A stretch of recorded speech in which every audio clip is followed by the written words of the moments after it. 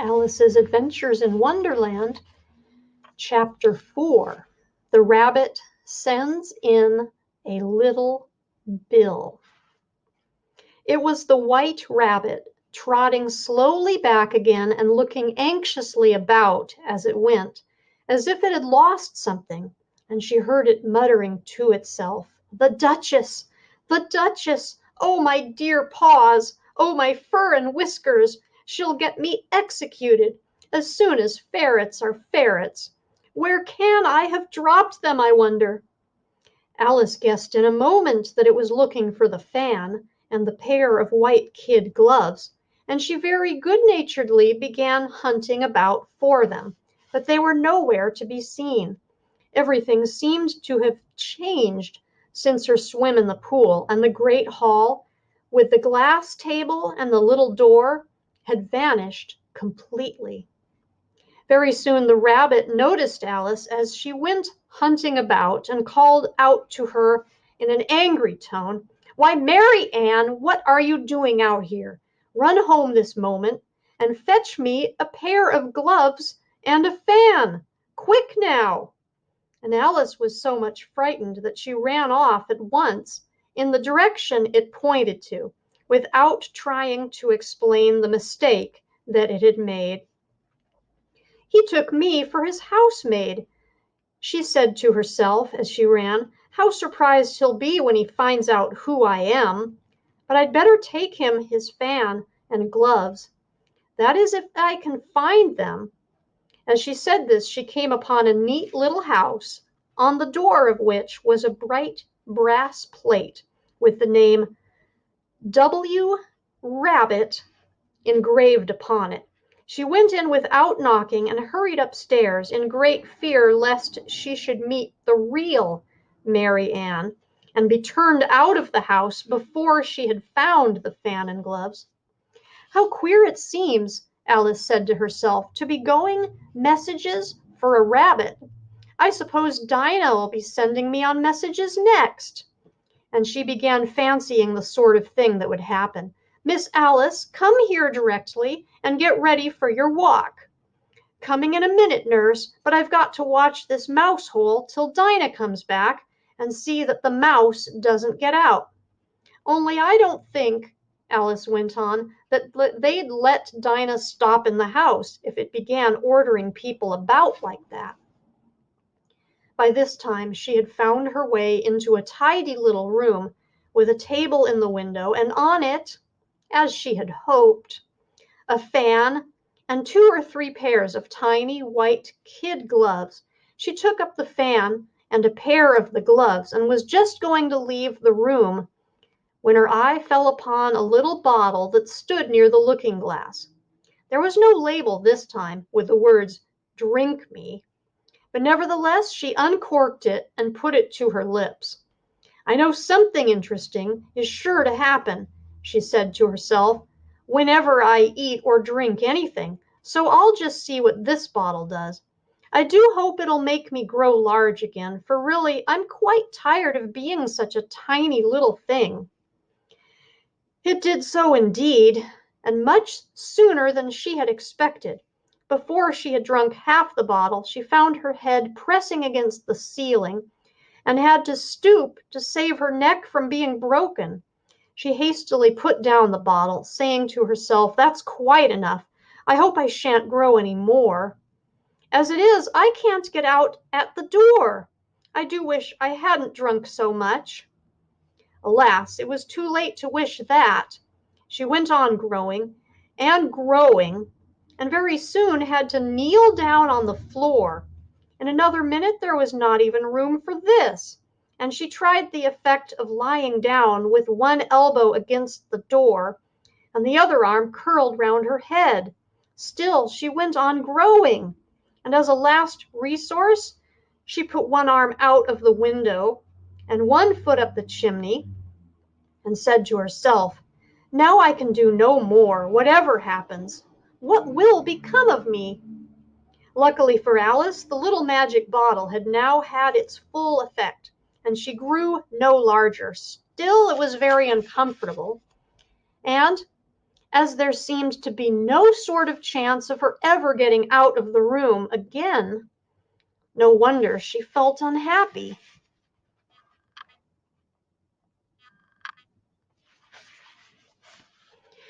It was much pleasanter at home, thought poor Alice, when one wasn't always growing larger and smaller, and being ordered about by mice and rabbits.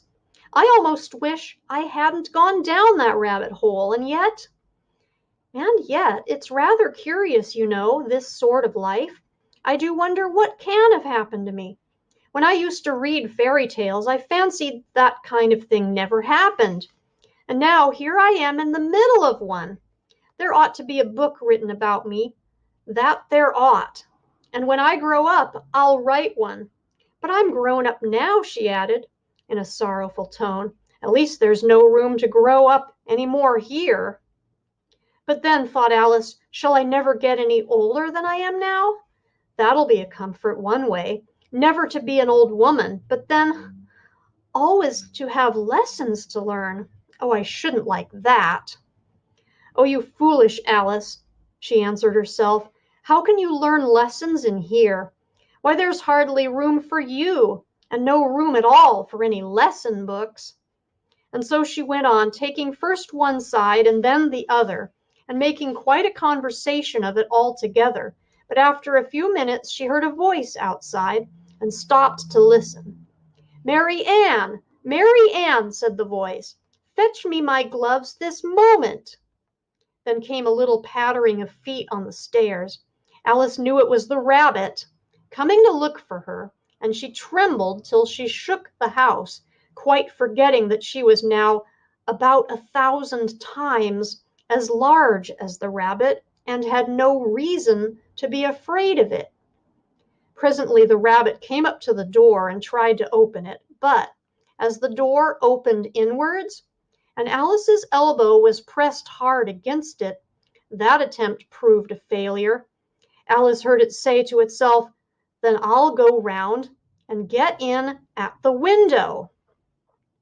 That you won't, thought Alice, and after waiting till she fancied she heard the rabbit, just under the window, she suddenly spread out her hand and made a snatch in the air.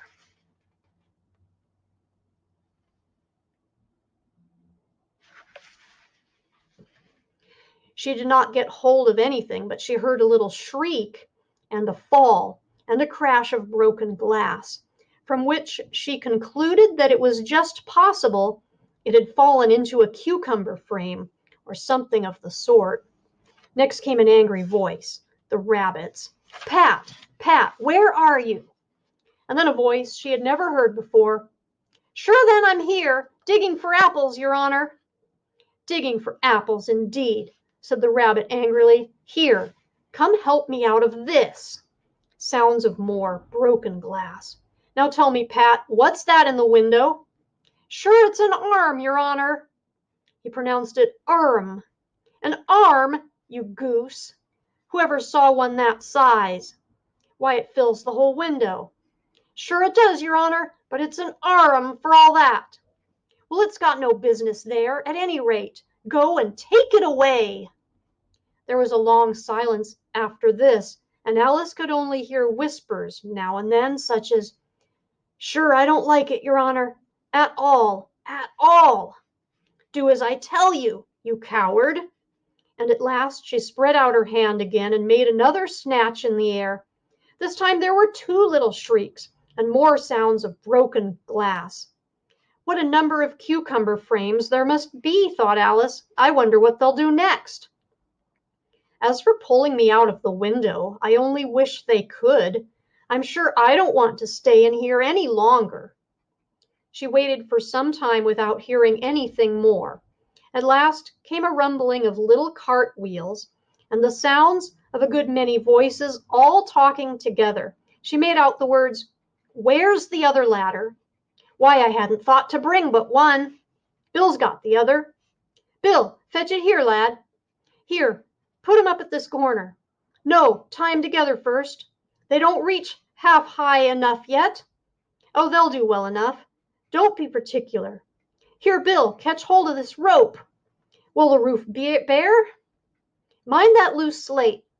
Oh, it's coming down. Heads below. A loud crash. Now who did that? It was Bill, I fancy. Who's to go down the chimney? Nay, I shan't. You do it. That I won't, then. Bill's got to go down. Here, Bill, the master says you've got to go down the chimney. Oh, so Bill's got to come down the chimney, has he? Said Alice to herself. Why, they seem to put everything upon Bill. I wouldn't be in Bill's place for a good deal. This fireplace is narrow, to be sure, but I think I can kick a little. She drew her foot as far down the chimney as she could and waited till she heard a little animal. She couldn't guess of what sort it was, scratching and scrambling about in the chimney close above her. Then, saying to herself, "This is Bill," she gave one sharp kick and waited to see what would happen next. The first thing she heard was a general chorus of, "There goes Bill!" Then the rabbit's voice alone, "Catch him, you by the hedge!" Then silence, and then another confusion of voices, "Hold up his head! Brandy now! Don't choke him! How was it, old fellow? What happened to you? Tell us all about it!"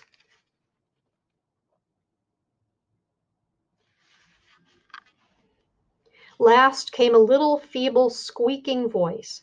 "That's Bill," thought Alice. "Well, I hardly know. No more, thank ye. I'm better now, but I'm a great deal too flustered to tell you. All I know is something comes at me like a jack-in-the-box, and up I goes like a skyrocket." "So you did, old fellow," said the others. "We must burn the house down," said the rabbit's voice, and Alice called out as loud as she could, "If you do, I'll set Dinah at you." There was a dead silence instantly, and Alice thought to herself, "I wonder what they will do next. If they had any sense, they'd take the roof off." After a minute or two, they began moving about again, and Alice heard the rabbit say, "A barrowful will do to begin with." A barrowful of what? Thought Alice. But she had not long to doubt, for the next moment a shower of little pebbles came rattling in at the window, and some of them hit her in the face. "I'll put a stop to this," she said to herself, and shouted out, "You'd better not do that again," which produced another dead silence. Alice noticed with some surprise that the pebbles were all turning into little cakes as they lay on the floor, and a bright idea came into her head. "If I eat one of these cakes," she thought, "it's sure to make some change in my size, and as it can't possibly make me larger, it must make me smaller, I suppose." So she swallowed one of the cakes and was delighted to find that she began shrinking directly.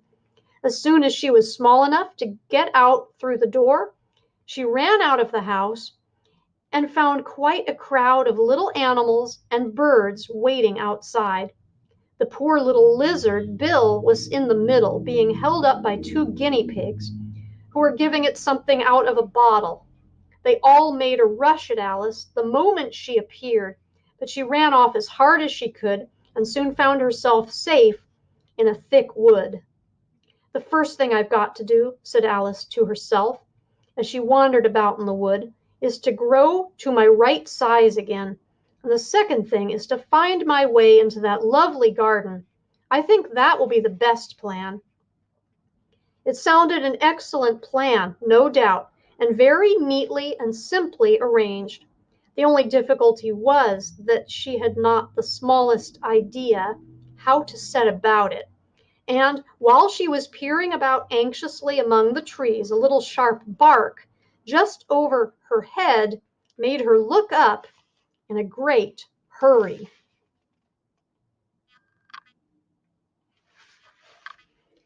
An enormous puppy was looking down at her with large round eyes and feebly stretching out one paw, trying to touch her. "Poor little thing," said Alice in a coaxing tone, and she tried hard to whistle to it, but she was terribly frightened all the time at the thought that it might be hungry, in which case it would be very likely to eat her up, in spite of all her coaxing. Hardly knowing what she did, she picked up a little bit of stick and held it out to the puppy, whereupon the puppy jumped into the air off all its feet at once with a yelp of delight, and rushed to the stick and made believe to worry it. Then Alice dodged behind a great thistle to keep herself from being run over, and the moment she appeared on the other side, the puppy made another rush at the stick and tumbled head over heels in its hurry to get hold of it. Then Alice, thinking it was very like having a game of play with a cart horse, and expecting every moment to be trampled under its feet, ran round the thistle again. Then the puppy began a series of short charges at the stick, running a very little way forwards each time, and a long way back, and barking hoarsely all the while, till at last it sat down a good way off, panting, with its tongue hanging out of its mouth, and its great eyes half shut. This seemed to Alice a good opportunity for making her escape, so she set off at once, and ran till she was quite tired and out of breath, until the puppy's bark sounded quite faint in the distance. "And yet what a dear little puppy it was," said Alice, as she leaned against a buttercup to rest herself, and fanned herself with one of the leaves.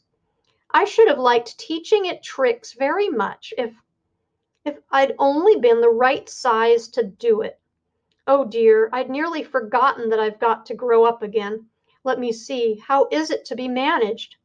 I suppose I ought to eat or drink something or other, but the great question is, what?" The great question certainly was, what?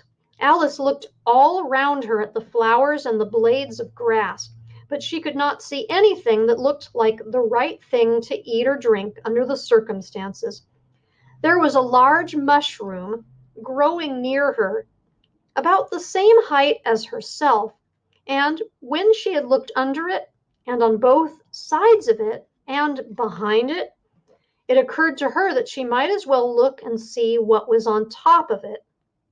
She stretched herself up on tiptoe and peeped over the edge of the mushroom, and her eyes immediately met those of a large blue caterpillar that was sitting on the top, with its arms folded, quietly smoking a long hookah, and taking not the smallest notice of her or of anything else.